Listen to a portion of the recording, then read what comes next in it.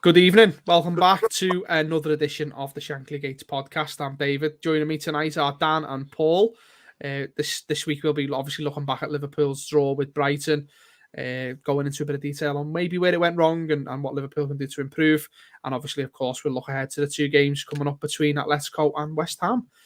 Gentlemen, happy Halloween. Who's got the most sweets then? My kid. Yeah. Oh God, yeah, he's had a field day around the estate here. Honest to God, I love it. No need for it. Like, how much of that, how much of them goodies is he actually gonna get? Well, I'm hoping not that many because it is a ridiculous amount, and if he eats all them, then he ain't sleeping. Let's put it that way. But I'm not massive on the old sweet scene, to be fair. So he'll have to crack on through most of them over the next few months. Like, he's got till next Halloween to get rid of them. Paul, what about you, mate? How much your kids got?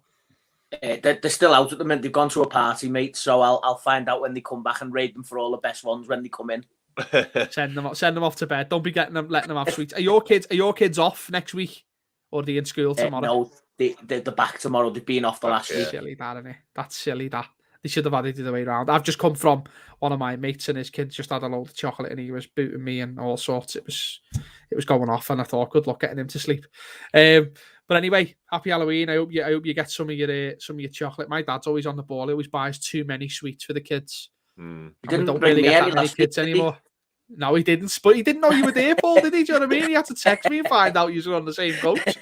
The amount of times he's seen you as well. Do you know what I mean? But yeah, he buys too much, so we always have plenty left over. But anyway, let's get to the serious stuff then. I mean, we'll brush Halloween to one side and we'll talk about obviously Liverpool welcoming Brighton to Anfield, 2-2 draw.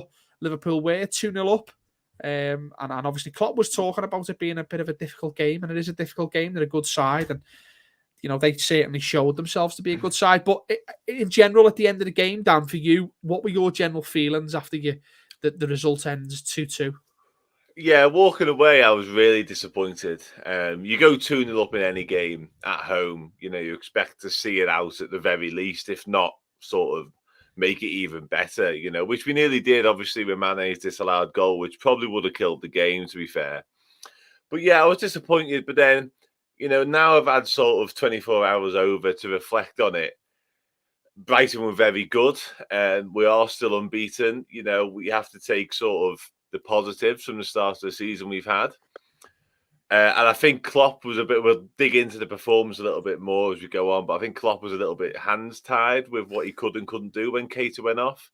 We're not awash with midfield options at the moment, and that was the main problem. And credit to Brighton, they were really brave, especially when they went 2-0 down. They could have easily damaged limitation and shut up shop. So, yeah, listen, obviously gutted, because I think, 3 points were half in the bag at 2-0 up. But at the same time, we probably got away with one in terms of not getting beat. So it's one of them. Absolutely, yeah. It was a bit strange, wasn't it, Paul? Obviously, as Dan says, we're 2-0 up, potentially 3-0 up, and then the goal gets ruled out. And then it all seems to just go a little bit wrong from there. But for you, before we move on to the actual nitty-gritty, if you like, what were your general feelings at the end of that match? Were you accepting the point or disappointed? I think disappointment was the overriding sort of emotion. I think you go 2-0 up in any game and you don't win it, you've got to be disappointed regardless of who the opposition is. But I think when I come away, I had to sort of give Brighton a lot of credit, and essentially I think Brighton probably could be disappointed with only a point as well, considering their second half performance. Their performance from around half an hour into the game, really. So I think overall, if you look at disappointments, potentially on both sides, really, but bit of credit to Brighton. I thought they had a game plan, they executed it to perfection, and as Dan said, they could have folded at 2-0, and they could have folded potentially when it went to possibly nearly 3-0, and that gave them a little bit of momentum. They scored an absolutely fantastic goal before half time to pull one back, and that just seemed to sort of kick them on. So, whilst it's disappointment, I think the only positive we can take from it is that it's still an improvement on last season's results. They did come to Anfield and win there. So, I think at the moment we're about 10 points ahead of where we were in the corresponding fixtures last season. So if you're looking for, any sort of positives, that's probably the only one that we could take from yesterday. Yeah, definitely. As you say, you look back to that, and Klopp mentioned that as a warning sign about how good Brighton are. And he said, not that I need one. Obviously they beat us at Anfield last season. It was that period where things were really dark and grim, but they still came and done the job. We are live on Facebook and YouTube at the minute. Debbie is watching. Good evening, Debbie. Happy Halloween. You can take your mask off now. So just looking at the other results that happened at the end of the game. Obviously, Chelsea were drawing 0-0 at one point, but we all sort of knew they were going to win that game against Newcastle. Manchester City obviously get beat 2-0. How do you feel about that, Dan? Are you looking at that as, well, we've got away with one there, we remain unbeaten, we're still a couple of points ahead? Or are you looking at that as, that's a massive missed opportunity to just put a little bit of daylight between us and Man City? I think it has to be the latter, to be honest with you, because for as good as Brighton were, and they were well deserving of the point, like we've already alluded to, and like Paul said, like we've said, they probably deserved all three. So with all them caveats in place, but when you look at City obviously getting beat surprisingly at home, you think, like you say, we could have put a bit of breathing space between us and them, and we were 2-0 up at home, and regardless of who we're playing, from that position, we have to and should go on and win the game, and we didn't. And we're going to obviously discuss all the reasons why that's the case moving forwards. But regardless of what happened, we were 2-0 up at Anfield and we haven't won. So that's a big, big, big blow. Yeah, I think I'm with you there. But Paul, what side are you on with that one, mate? The funny thing is, when I got back into the car and I seen that Man City had lost the game, that the first thing that came into my head was, we've got away with one there. But the longer I've had to think about it, the more disappointed I am that we didn't put a little bit of daylight between ourselves and them. And also, we're now, I know it's only 3 points, but we're 3 points behind Chelsea, whereas obviously with a victory, you're still only a point behind. So I think it's got to be disappointment. And I agree with Dan that it's got to be the latter, that, it is disappointment that we didn't capitalise on that. Yeah, I think you're right. I think obviously there's twists and turns, and Manchester City aren't going to get beaten at home a lot this season. And we've probably missed it. But at the same time, I think in the grand scheme of things, I mean, this being an unbeaten thing, it's great, and it obviously means you're sort of doing well. But we've had 4 draws now out of 10 league games, and that's not ideal, is it? No, it's becoming a bit of a misnomer, that, isn't it? Yeah. Like, me included, I tweeted something similar last night, straight after the game, pretty much when I got back to the car, and said a couple of points about the game, still unbeaten. But that is becoming a little bit of a good thing. But when Chelsea are winning half the games or more than that, you think we're not really keeping pace at the same time. I know it's only 3 points and we're still there or thereabouts, but we've seen in previous title races gone by that draws can hurt you. And we are drawing quite a lot of games, in particular at Anfield as well. That's 3 at Anfield now, if I'm not mistaken, in the league. So I don't know. It's difficult, isn't it? But, at the same time, I'm not convinced by Chelsea yet entirely, I must admit, and I'm definitely not convinced by City. So, we're still in the fight, aren't we? We're still definitely in the fight. That's the main thing. We're still up and around there. But I do get your point about the unbeaten thing. I know we've drawn against Chelsea, City, and Brighton, and you look at Brighton and you'll sort of think, oh, why are you drawing again? But Brighton are a good side. Let's just get that right. And one of my old football managers when I was a kid actually always used to say, you can go unbeaten, you can draw 38 games, you might get relegated, but if you win half and lose half, you'll finish a lot higher. So, well, that's the thing with Arsenal. The Arsenal invincible season. Everyone, listen, outstanding achievement. They won the league. That's great, but their points tally, I'm not going to know off the top of my head, wasn't fantastic. When you look at what's happened since, we know with us and City in particular, so it's the difficult one, because that's almost used as a stick to beat them with, even though they went unbeaten. The amount of people that say, yeah, but how many did you draw? You know what I mean? So it can be costly. And I think they always get... Go on, Paul. I think they drew 12 that season. I think so, yeah. And they always get that thing of being beaten in Europe as well, don't they? And I think they've got beaten the cups and stuff as well. So, but, again, phenomenal achievements. Let's talk about the game then. Obviously, you go 2-0 up, Paul. At that point, are you thinking Liverpool are going to cruise? And do you think maybe that the players might have thought that this was time to cruise a little bit? I think so. I think it was a little bit of after the Lord Mayor's show, wasn't it? In terms of obviously the performance at Old Trafford last week. We then went to Preston on Wednesday with a totally different team, which was a little bit of a sort of disappointing performance, but we got the win. And then we go 2-0 up. And I think, quite like you say, a lot of the supporters and a lot of the players went, that's it, this is done, it's easy. The third goal was disallowed. And I think, probably me included, and I'm probably as guilty as anyone in this, that we thought we're just going to go on and win this 3 or 4 anyway. I think there was a lot in terms of what went wrong after that. Our heads seemed to drop. Their tails got up a little bit. We had, obviously, I know it was before this, but obviously Cater had already left the pitch, which I thought, and I'm one of his biggest critics, but I thought it damaged us quite a lot in terms of his energy and his defensive work that he does. He does a lot more defensive work than Oxlade-Chamberlain. That's not criticising Oxlade-Chamberlain, but, he does get around about the midfield a lot more than him. And all of a sudden, we had a midfield of Henderson, Oxlade-Chamberlain and Jones, who are all more attack-minded midfielders than defensive midfielders.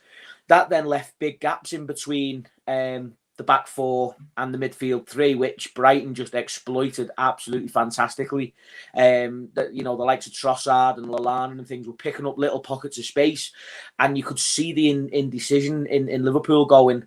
The back 2 of Van Dijk and Konate were saying, well, do I come out and pick him up? Do I sort of break my back line?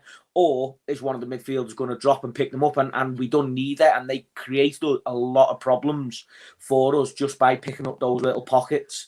So, yes, as good as Brighton were, I think Liverpool were potentially as well architects of our own downfall. Yeah, that was my overriding sense of what went wrong, I think, if I'm honest. I mean, you two were there, you'd have known a bit better, but I felt like the crowd was very flat. Especially after 2-0, it sort of seemed like it was a given result. We were going to beat Brighton. And I mean, we'll come on to the disallowed goals, but Dan, for you, how much do you think that was an issue, the Anfield crowd? And obviously, you're coming into it off a massive 5-0 win against Manchester United. The crowd is still sort of singing about it early on. Do you think it was just a sort of, I don't know what the word is, did he get too comfortable maybe and just think, we're going to fly through this? Yeah, I think that's probably fair, to be honest with you. It did have that sort of feel to it, whereby I think a lot of people in the crowd just thought, okay, 2-0 up, and they almost just sat back and waited to be entertained instead of sort of urging the side on to go again, which is very easily done. It's wrong, but it's very easily done in many ways, because when you go 2-0 up against Brighton, as good as they have been, you think, okay, procession coming here, because to be fair, I thought Brighton started the game quite well, but we had 2 chances, took them both. And you think, okay, we're in this mood, we're going to go crazy on them. But it never happened. And we did struggle then as a crowd to get going again in many senses. And Brighton probably could sense that as well. They could sense they were getting on top in the game and they were growing into it more and more as it went on. And the crowd weren't really reacting like we should, So it was kind of a mixture of things. I think as a crowd, we're quite knowledgeable as well, which is something Graham Potter said. And I think we could all see the deficiencies in that side and how Brighton were beginning to exploit them a little bit. And there might have been this little sense of maybe panic in terms of we could see Brighton were getting into the game and there was a problem. And like I touched on earlier, I don't think Klopp had any solution to that problem whatsoever. And maybe we all kind of thought that as a crowd and we weren't able to sort of. And plus, let's not forget, Saturday 3:00 crowds at Anfield are notoriously not the greatest, if we're going to be brutally honest, So it's one of them. A combination of things probably produced our downfall there. I think you're right to say the Saturday 3:00 crowds, but I think there's a serious problem at Anfield for most games, unless we play Manchester United or Everton or maybe the Chelsea. Europeans are still pretty. The Europeans are still good, but then you get Brighton on a Saturday when we really need the crowd to be up for it. I mean, I seen at one point and it drove me insane. The ball went out. It was 2-2. It was the second half. I think it was the second half. It was late on.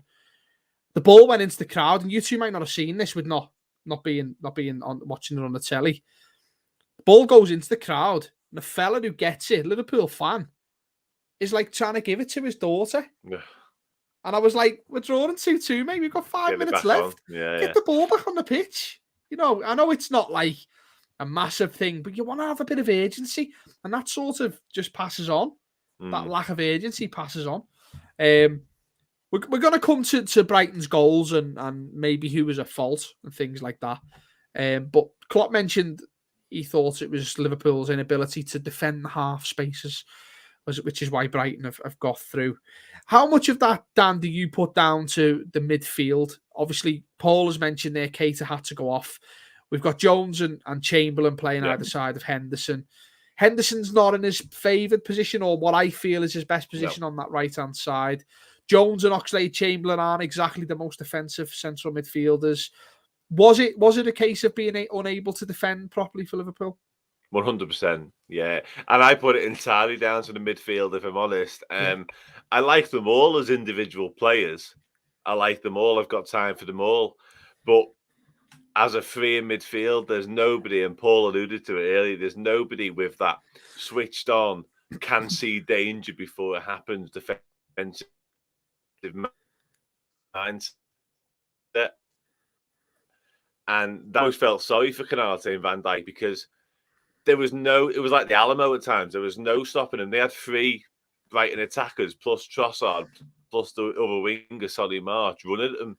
And the midfield rather just been completely bypassed time and time again. So, and it's not really a criticism of Oxlade-Chamberlain, Jones, or Henderson for that matter, because as individual players, their role isn't that. Henderson likes to be really busy and he likes to shut down danger whilst it's happening. And Jones wants to be influencing in an attacking sense, and he wants to be an attacking third and making things happen. Same as Oxlade-Chamberlain. None of them have that Fabinho-like talent in terms of seeing danger before it's even happened and cutting it out. None of them can do that. And that's why, in my opinion, time and time again, they got in behind our defence and were just running at our back four. And it was clear to see. But like I said earlier again, I don't think Klopp, Tyler Morton was on the bench. You know, as good as that kid was in midweek, he's not going to come on in that game and change it. So I don't think he had any option other than just stick with it and just hope something changed. Yeah, I mean, you could argue that if throw Tyler Morton in there and see what happens and see if he can give him that opportunity. But I think I am with you in the sense that massive, isn't it? He's not going to really. And Klopp's mentioned this week he's a bit too skinny and he's not really. So I think you're right, Paul. Are you agreeing with that? Do you think it was down to the midfield? Because as Dan says, Curtis Jones, Oxlade-Chamberlain, well, I thought anyway, obviously very attack-minded players. And them three probably haven't played together. I'd like to see the stats on that. I can't see them three ever playing any time together as a three in midfield. Is that where it went wrong for Liverpool, particularly second half? I think so, yeah. I think, the thing is, if we can pick any play, we can pick Thiago, Fabinho, whoever, you can pick any of the midfielders that were missing yesterday. And I think if you put one of them in there with one of Jones or Oxlade-Chamberlain, you've got a much stronger midfield in terms of defensive-wise. You just can't play the two of them together. Unfortunately, Klopp's hands were tied, as Dan quite rightly said. There was nobody else to play there. That was the massive fact, with injuries and stuff. I mean, somebody made the comments after the game yesterday, and he said Canate was showing up for what he is today. And I said, well, hang on a minute.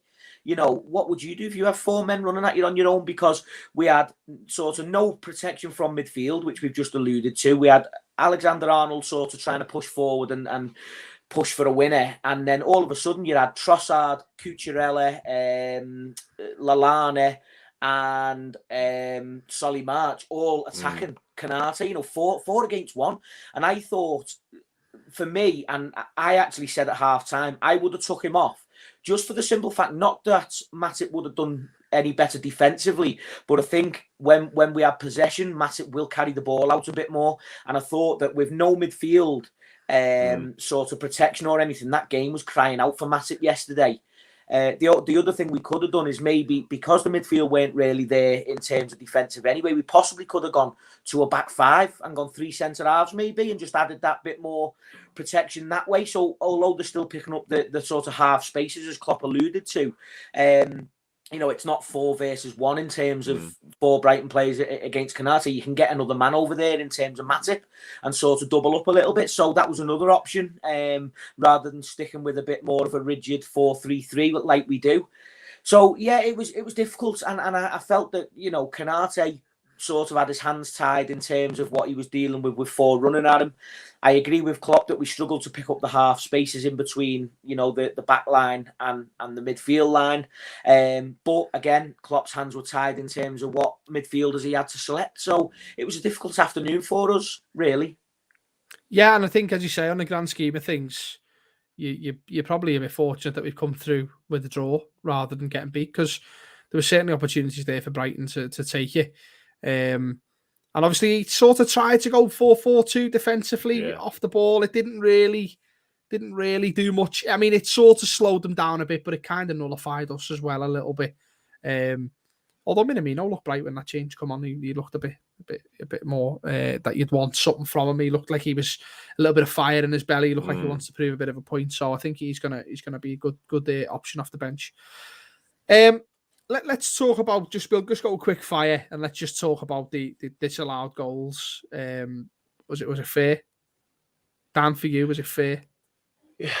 I think you'd have to say yes, wouldn't you?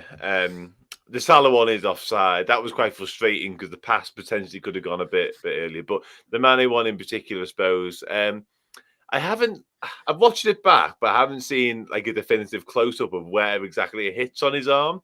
It definitely hits his arm. There's no getting away from that. But my only sort of bugbear with it is when you've seen sort of offside lines drawn for VAR and they draw it off a certain part of the arm, that's based on the part you can score off. And I just wondered if it came off a part that is allowed for offside, but not, because they say you can score off that part of the arm, and that's why it's included in the line, if that makes sense. Yeah. And I just wondered whether he'd scored off that part.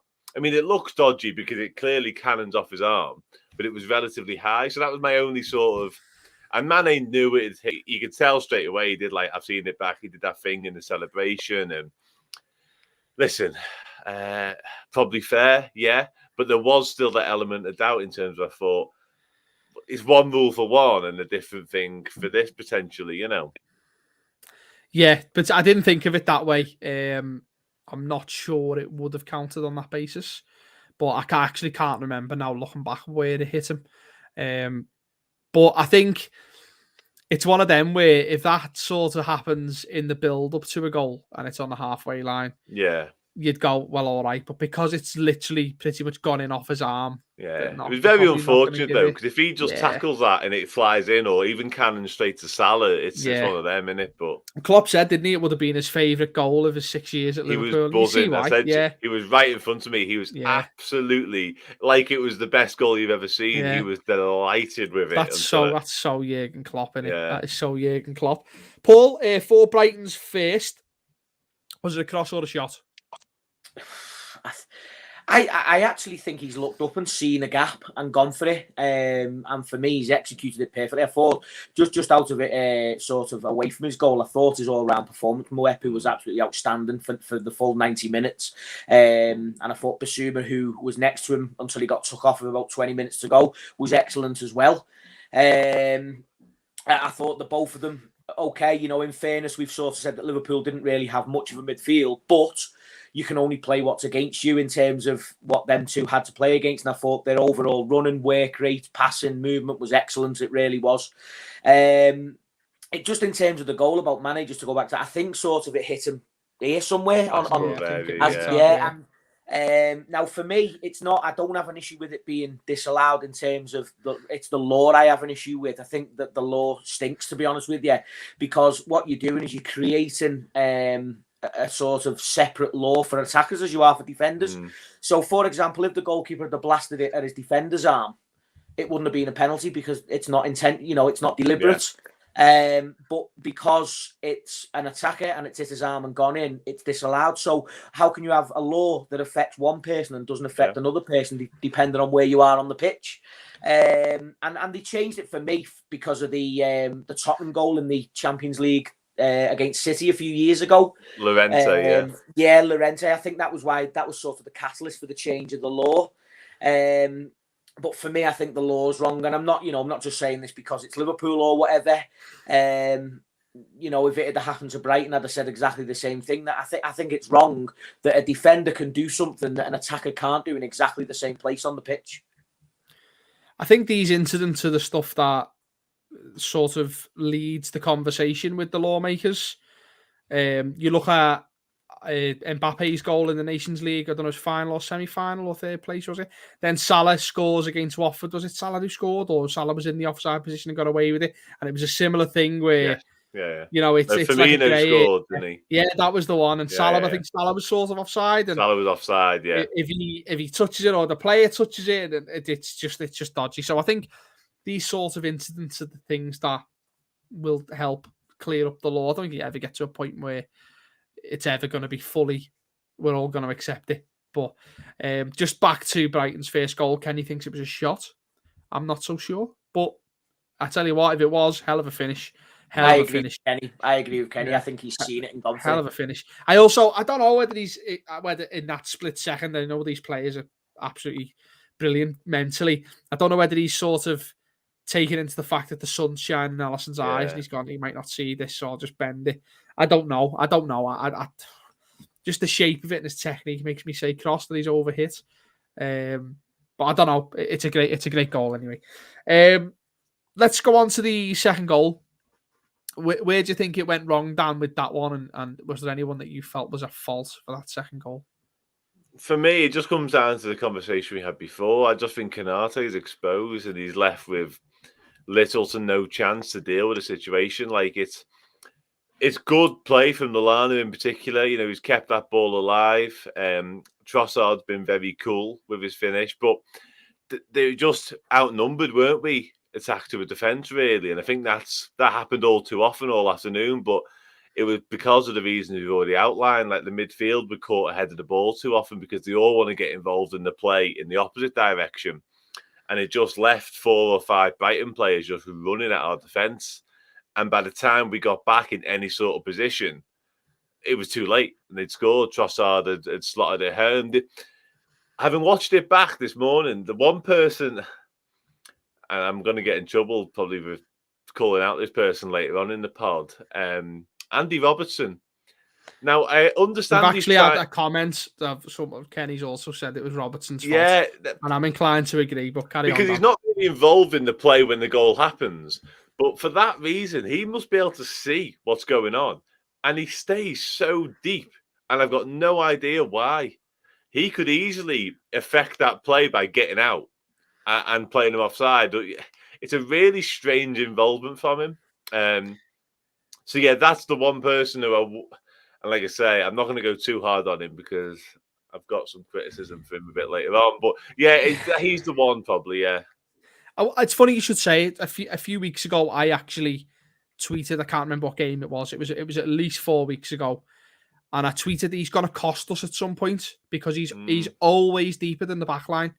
He's always the deepest man. And it's not just like half a yard, it's 2 or 3. Do you know what? On that, I thought and discussed something quite interesting after the game about that, because obviously last season we were hampered really badly with sort of defensive injuries. And we were saying in the pub afterwards that maybe his inclination to get forward has kind of been sapped out of him a little bit because he was so concerned about defending last year. And that's kind of stuck with him a little bit. And now he's almost deeper than he should be, all this because he hasn't forgot, but he's almost not realised he's got Virgil van Dijk next to him again. Well, that's the thing, isn't it? Because if you watch it, the ball goes into the forward's feet and Van Dijk steps up. Yeah. And then Robertson carries on going back, which just leaves Trossard wide open. Well, Phillips, as good as Phillips was, probably wouldn't step up in that incident. Exactly. He'd probably want to deal with it in a different way. So maybe there is a bit of a hangover there. I do like that. Yeah, I do like that thought of actually my centre halves are both kids. And I'm going to have to drop back and I'm going to have to be the last man and I'm going to have to use my legs. Yeah. And I like that actually, that he might not be getting in there. But as I say, I've noticed recently look, it's not completely his fault because Brighton shouldn't be allowed to break us down that easily. They shouldn't be allowed to gain that much momentum at Anfield.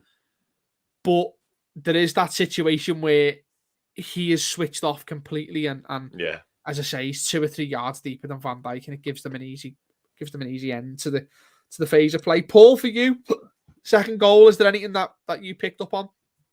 I was going to mention Robbo in terms of, but you haven't sort of mentioned the little bit that I was going to mention is that when he sort of played them on and he sat deep, he then tried to atone for his error and he come right across to try and then affect Trossard. And as Trossard cuts back onto his right foot, if you watch what Andy Robbo does, it's weird. He sort of like flicks his leg behind him. It's like a half-hearted effort to try. You know, he doesn't go in for a tackle. He doesn't try and push him wide. He just sort of flicks his foot behind him as if to say, "Oh, you've gone past me." And I don't know. It was you know, one of them that you do when you're playing five-a-side and you don't want to wait the kid. Yeah.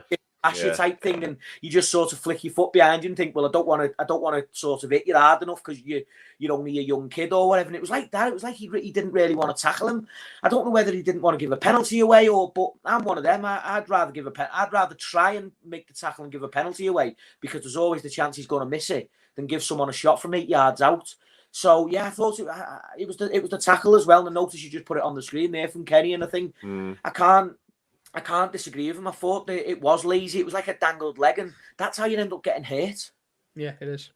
It is. And I don't know. There's been a part of me in the last couple of weeks that's maybe thought, is it time for us to maybe just Klopp to drop him? Do you know what I mean? And I think you're going to come to it, Dan, so I won't go into it too much. We'll save it for a bit later. But that's where, and don't get me wrong, I absolutely love Andy Robbo. I love him. Do you know what gets me is like whenever Liverpool have been beat, or like yesterday felt like a defeat, he's the man who speaks to the press.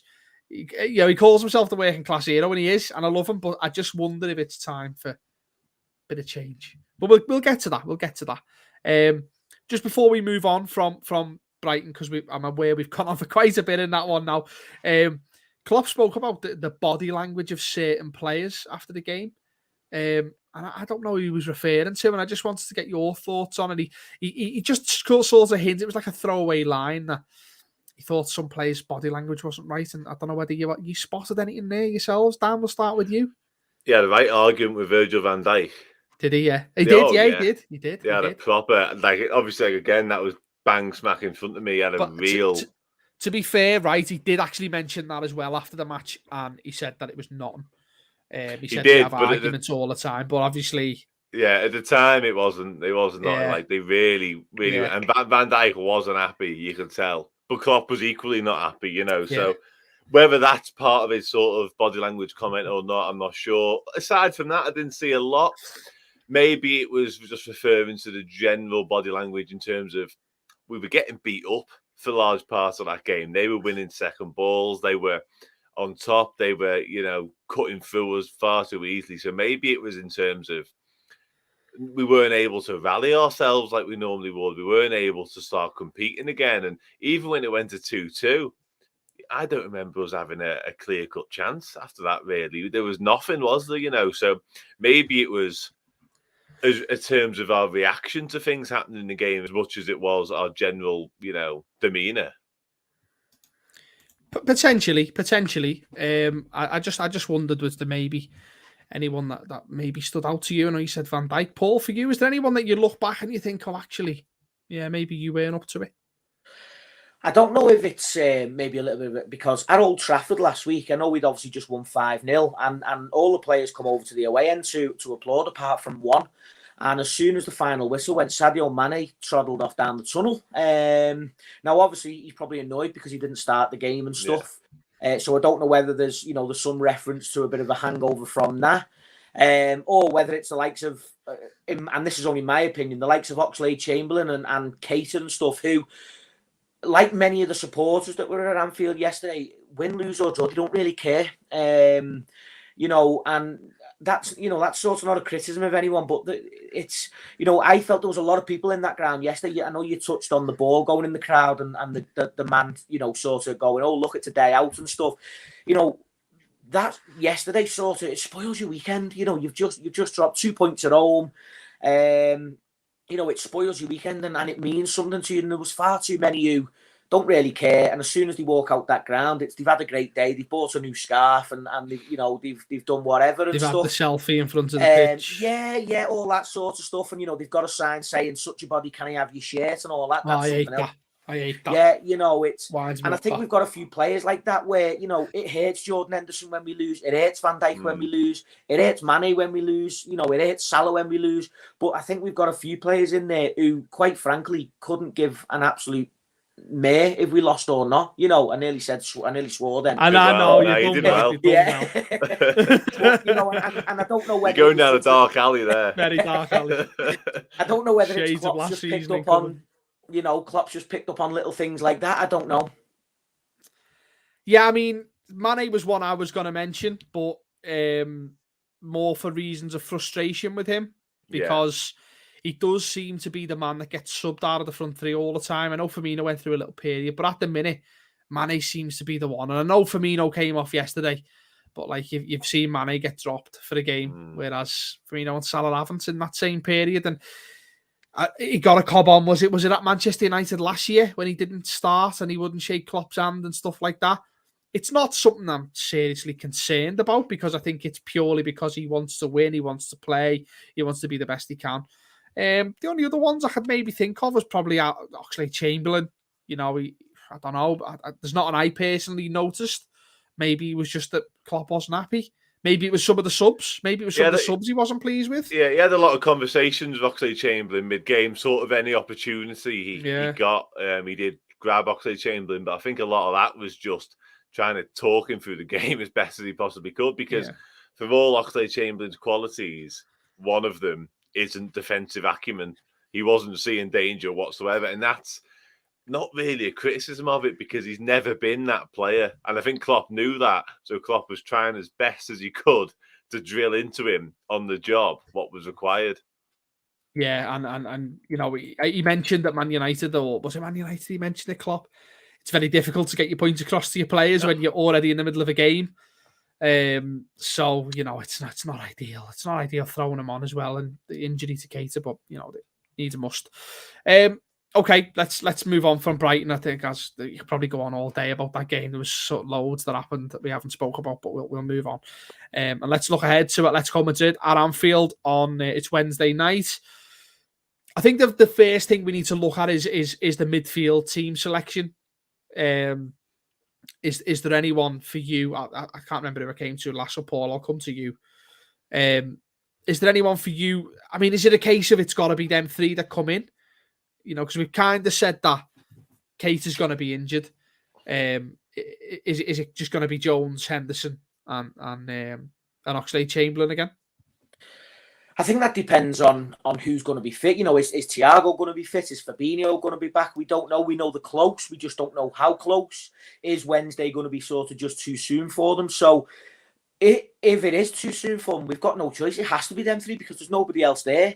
And a game of that magnitude, you know, no disrespect to any of the kids that sort of played at Preston or anything like that, but they're not ready yet. You know, Atletico Madrid are one of the better teams in Europe. They play a completely different style to Liverpool. You know, they're quite horrible to play against, as we've mentioned before. They'll be in your face. They'll kick you. They'll be screaming, rolling around, doing everything they can to slow the game down.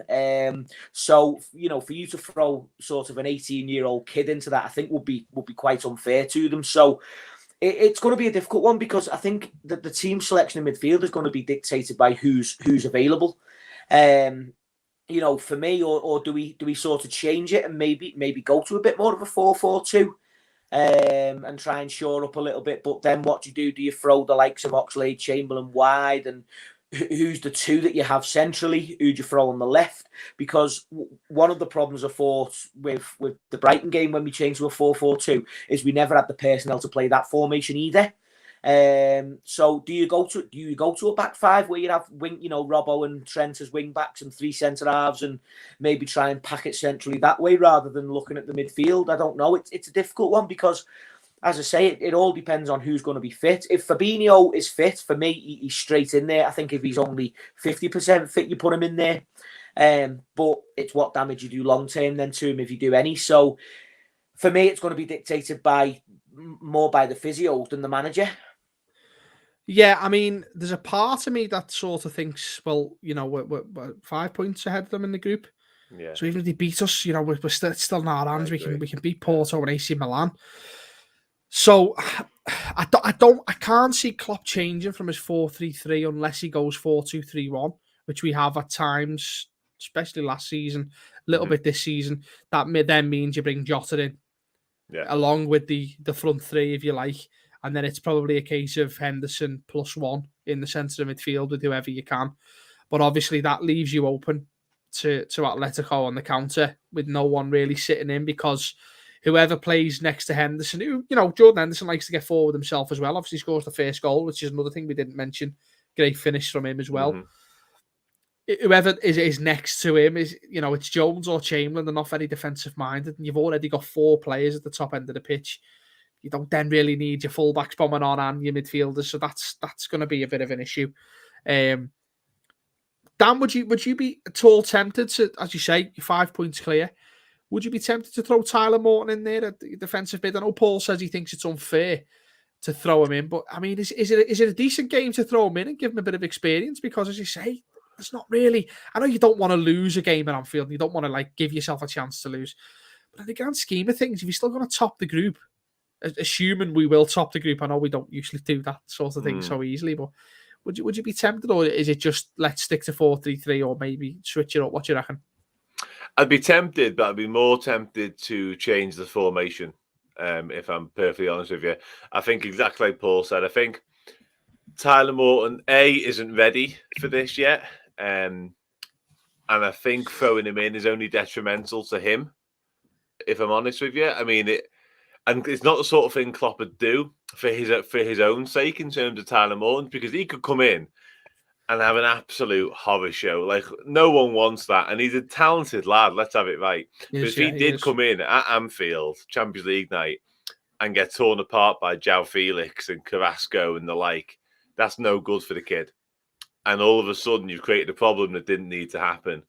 And the only thing I will say is, I don't want to see that midfield three from yesterday again. And again, I've got to say it every time, but it's not a slur on any of the individuals involved, because I like them all in their own way. But as a three, that can't happen. It just can't happen. It's not going to work. So I'd rather see all 4 forwards or the back 5, like Paul alluded to. I would. I think we're probably more inclined to go with all 4 forwards, to be honest with you, because it's something we've done before. We did it against Man City, of all teams. So if Klopp feels like we can fight them with it, then he probably feels like we could do it against Atletico. I'd probably go Oxlade-Chamberlain from the start, to be honest with you, to feature alongside Henderson. 2 really willing runners, and just ask Oxlade-Chamberlain just to run his socks off for an hour, because you get 5 subs in the Champions League. Yeah, of course. So there's a chance to change things there if possible as well. So that would be my call. And we could easily, say we do go with all 4 forwards and just go gung-ho, get ahead of the game. And then we could go to a back 5 later on with all our subs. So it's one of them. But what I will say on it as well, I'm in a similar camp to you, in as much of it's half a free hit, this. And for that reason, if Fabinho and Thiago aren't 100% ready, I wouldn't risk them, because we've got to go to West Ham on Sunday. And we're in control of this group regardless. We're not in control of the Premier League right now. So for me, I'd be tempted. Like I say, if Thiago and Fabinho both train tomorrow and there's no issues with them playing both, different story. But if it's one of them, I'd be saving him till Sunday. What about maybe throwing Trent in there? What about maybe throwing Trent in there, and maybe throwing Joe Gomez at right back, and maybe having Trent to just sit in front of the back 4?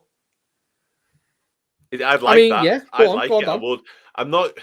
You know what? It's a good shout. And Trent, at times yesterday, then if you noticed, was in the midfield whilst Oxlade-Chamberlain was at right back, which was mad.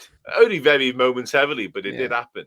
The only sort of objection I've got is based on how dismissive Klopp has been of putting Trent in midfield. When Southgate did it recently, and Klopp basically said, why would you put the best right back in the world in midfield? So for him to say that and then do it would almost be, I think it's a good idea, and I wouldn't mind seeing it at all. But I just don't know whether he'd fall on his sword so quickly and do it, Yeah, I think I'd have to agree there. That does kind of open up a big can of worms. And Southgate isn't the type of manager like a Solskjaer or a Mourinho who'd have a pop back and say, oh, you've done this. but you just don't need it. You just don't need it. And I mean, I don't know. Joe Gomez at right back frightens me. I'll be honest. He's so bad positionally when he plays a full back. I wouldn't like to see that. But again, I mean, as we've said, we kind of said in the last Atletico game it was a bit of a free hit. This one is a massive free hit because, as I say, even if they win, you're still fully in control of that group. You know, they've still got to win their 2 games, and you've got to win your 2. But I mean, I fancy us to be Porto at home and AC Milan away. I do. I fancy us. So just before we move on to West Ham, then we'll have a score prediction from yourself, Paul. I think it's going to be close again. It was close away a couple of weeks ago. I think we can score goals, but I also think that we can concede goals at the minute, which is, if you look at some of our results lately, you know, yesterday 2-2, Atletico 3-2. So I'm going to go for maybe I don't know if it'll be that high score, maybe a 2-1 win for Liverpool, maybe. Okay. Dan? I just wrote down 2-1 as well. I think this is a really tricky game. But I'm expecting a little bit of reaction, and I'm expecting the likes of Curtis Jones and Oxlade-Chamberlain, who were given the opportunity, really, in many ways yesterday, and it didn't really work for them. I think they'll be quite annoyed by that, certainly Jones. So those sort of people, if they get to play on Wednesday, I think they'll put a shift in and do a job for us. So yeah, I think, and there without Griezmann as well, who we've seen in the first tie is still very, very dangerous. So yeah, 2-1 to us. So on the last Atletico podcast when I was on, I said we were going to get beat. So I'm going to stick to that. They're going to beat us 2-1, and then we'll end up winning. No, I think I'm with you, and I think it might be something like 4-3. I think it might be a bit of an end-to-end game. Yeah, I think it might open up because they have got to come to Anfield, and they've got to win, because if they get beat, they might not even qualify through the group. Which would be great, wouldn't it? Yeah, it'd be brilliant. I'd love that. Yeah. But they might end up in the Europa League, and they'll probably go and win the Europa League, which probably isn't a bad thing for them. But I just think they can't come to Anfield and do a Simeone where they sit back and they just hope for the best. We are in pole position, and I think the fact that they've got to open up will mean that we'll pick them off. But I also do think that they'll score goals. So we'll go with 4-3. So obviously we'll move on to West Ham. Dan, you've just alluded to it that, you know, obviously Fabinho and Thiago are not 100%. You should save them for West Ham. It's a big game. Mm-hmm. How impressed have you been by West Ham recently? I know they're getting a lot of plaudits under David Moyes. Just how good is this West Ham team? It's very good, and it's consistently very good. In many ways, it's a mad thing to say. It reminds me of us in many ways, in the sense that it doesn't really matter who the personnel is, because they've been sort of ringing the changes recently with Europa League and Carabao Cup, and they've been doing well in all of them. It doesn't really matter who's playing, because David Moyes has instilled this system and this belief and this work rate that means whoever's playing, you're getting the same thing out of them. And it's a really good thing to have. We've seen that in terms of last week at Old Trafford. You know, Konate comes in, Mane's not playing, but whoever comes in knows the job because it's just drilled into them. Whereas United, on the other hand, they're just a mess. They've got no sort of system whatsoever. But we've got this Klopp system now that's been honed over many training sessions. And I think it's similar at West Ham. They've got a good squad of players with some high quality in there as well, like Declan Rice, and I like Jared Bowen a lot. But more than anything, it's that turn of phrase is like it's greater than the sum of the parts. I think they're really sort of showing that this season in terms of they were good last year, but this year they've added that little bit of extra quality, a bit more depth, and they're just a really well-organised side who are going to pose a serious threat. Yeah, I'd have to agree with that. And Paul, just how much of a challenge is it going to be to go down to London Stadium and get 3 points there? I think it's probably the best West Ham team that we've seen in 10, 15 years, at least. I think, you know, just sort of building on what Dan said, I agree with him. I think they've got some really, really good players. They play to a system that works for them. Thomas Souček is sort of Moyes used to have Fellaini in that role that Souček now plays. Jared Bowen is a really good talent. They've got Michael Antonio, who is banging goals in for fun at the moment. They've got Declan Rice, who sort of sits and shores it all up. And they're really difficult to play against. They're difficult to break down. There was a time where West Ham was a bit of a gimme. You'd go there, you knew you were going to score 2 or 3. I think we went there and scored 4. And it's not the case this year whatsoever. And it's not been the case for the last couple of years, really. I thought when we won there 3-1, I think it was on our last visit. The goals that we scored were really good goals. If you remember the one that we broke from their corner, It was sort of 2 passes, one out wide to Shaqiri pass, and then Shaqiri plays it into Salah. And it's, they're absolutely top class goals, but that's because you have to score top class goals against West Ham. There's no gimme. There's no sort of easy game. It's what he's done there over the last sort of 12 to 18 months is nothing short of phenomenal. They were a club who they hated the owners. They were having protests. They were getting, supporters were getting banned from stadiums for having T-shirts and banners and all this sort of stuff. And I only seen the highlights of when they beat City the other night, and the ground was rocking. There was 60-odd thousand there on a Wednesday night, and the place was bouncing. And that comes from belief, and ultimately that comes from the manager who instills it into the players, and the players then reflect that onto the supporters. So it's going to be a tough game, and one that we're going to have to be at our very, very best to come away with 3 points. Absolutely, and obviously you mentioned the ownership there and the things that have happened at West Ham. And to be honest, I think they're quite fickle in the sense that they will turn against the owners if things go wrong in 2 or 3, maybe 4 weeks, couple of months. They will turn against them again. However, there is talks that there's some investment coming into West Ham, and I don't know what you think about that, Dan, whether you wonder if that's going to take them to the next level or what. Is it going to be a Champions League team soon? It could be a Champions League team. Well, of course. But no, you're dead right to flag it up. I think more than anything, that'll just be a feel-good sort of investment. Listen, they might get a bit more money out of it, but we're not talking sort of wealth. We're talking about Newcastle. So maybe they will get a bit more money to spend, and maybe that will enhance the squad, and they will be sort of a consistent top 6 side potentially if they're not already. But like a lot of sort of the ill feeling towards the owners is based on that stadium move. You'll be just as aware as I am, because they weren't happy moving to there anyway, regardless. But I think a lot of the sort of displeasure came from.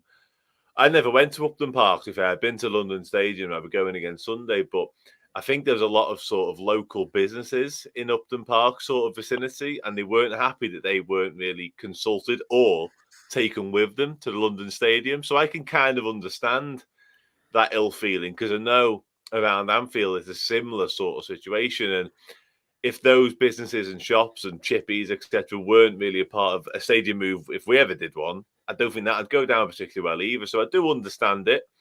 But you are right to say that even now, they're still protesting now. They're not happy with the owners, regardless of what the results are on the pitch, to be fair. But yeah, if they do get new investment, then they're well on the way to becoming, a serious force. Yeah, there was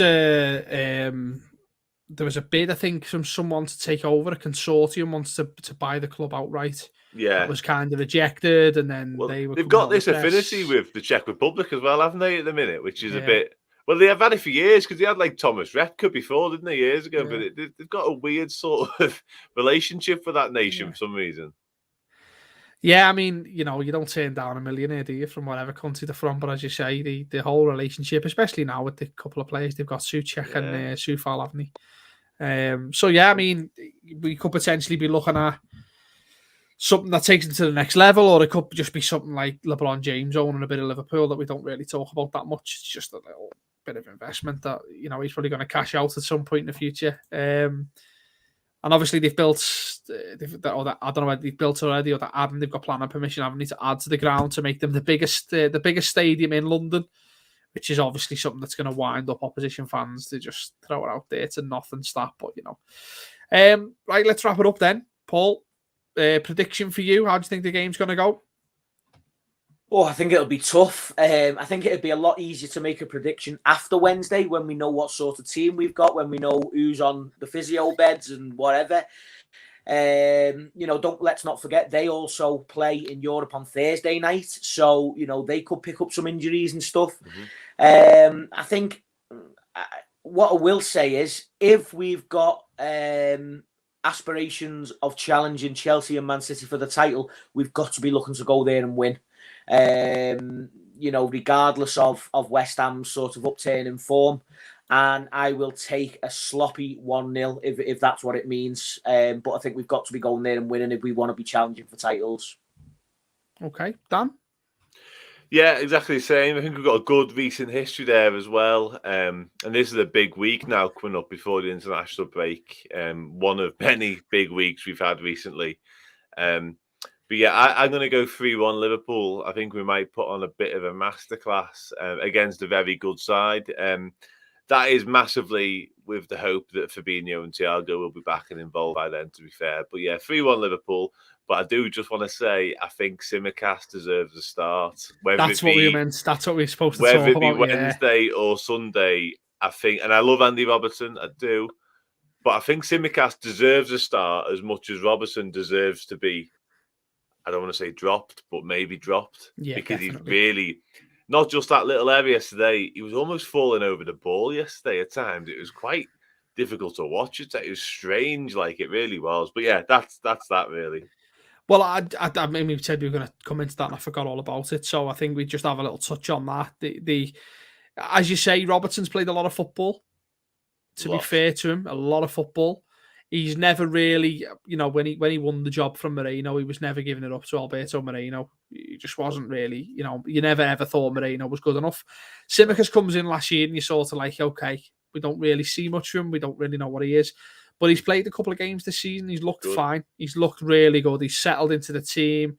He seems to be a bit of a character that the players, he took Salah's match ball off at Old Trafford, and he's called himself the Greek Scouser, and Klopp's giving him a bit of grief in the photo shoot and stuff like that. Seems like a good lad, a good fit. I just wonder whether it might be time for Robertson to... my argument with Robertson from a long time ago was always that he had no one to challenge him. And you don't know how good you can be unless you've got someone there pushing you to the next level. Mm-hmm. He's now got someone there who I feel, and many other Liverpool fans feel, is all right, Tsimikas probably isn't Andy Robertson, but he's good enough to push him and say, well, hang on, I've come in 3 or 4 times this season. I've done nothing wrong. I've played well, but you've dropped me. He's not at his best, but you continue to pick him. Paul, where do you stand on this? Do you think maybe Tsimikas deserves a little run in the team, or certainly for this week, maybe? Look, for me, in every game, Andy Robbo would be my first choice left back. However, he hasn't had a break for probably 2.5 years now.